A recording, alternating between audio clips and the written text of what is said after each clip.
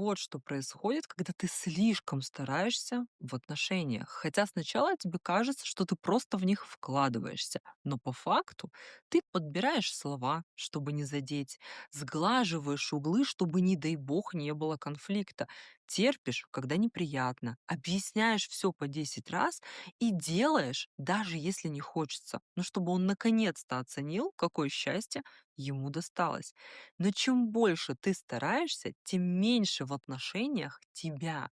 Партнер просто привыкает к тому, что ты все время подстраиваешься и вкладывается все меньше и меньше. И отношения начинают держаться не на взаимности, а на твоем усилии. Но стараешься ты не потому, что любишь, а потому что внутри есть страх. Если я не буду удобной, меня не выберут. И пока это так, ты не строишь отношения, ты пытаешься заслужить любовь.